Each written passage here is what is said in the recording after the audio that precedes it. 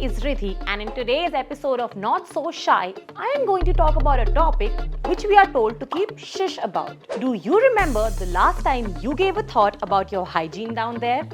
Or discussed with your girls on how to keep it clean?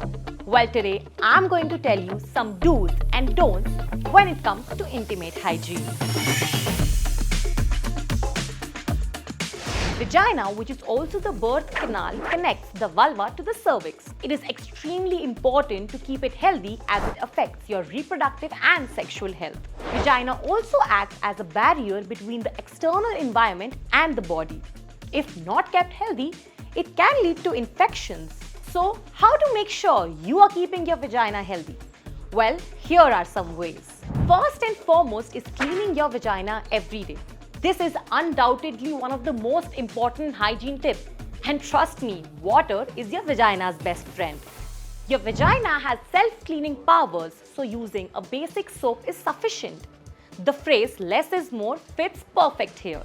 You need to also remember that vagina is sensitive and too much chemical can disrupt the required pH level and cause infection or irritation. So while using soaps or intimate wash, make sure they are unscented and do not contain anything that can irritate you. It is also suggested to use only water, but you can add the above, keeping in mind their usage. Secondly, it's important to know how to clean your vagina. Make sure you only clean the outside of the vagina and not the inside. It is suggested to use warm water to kill the bacteria. With the cleaning, you can go between the lips, both big and small, and clean around them, making sure you do not miss on the hood of the clitoris. You can also clean around the anus, but make sure you do not bring the same anus cleaning hand to the front. Doing so increases the risk of an infection.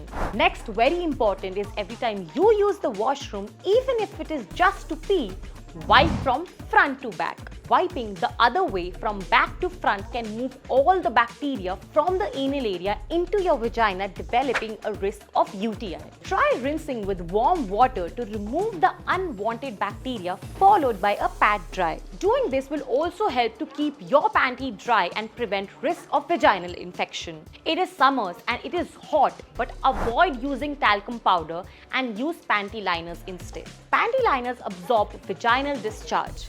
While vaginal discharge is not bad and is actually a way of knowing your vagina is healthy, but that doesn't mean you have to be in an uncomfortable pair of wet panties. Panty liners are like pads but much thinner and can be used daily to absorb the vaginal discharge and at the same time make you feel all clean and dry. Sexual intercourse is a healthy activity and should not be considered unhygienic.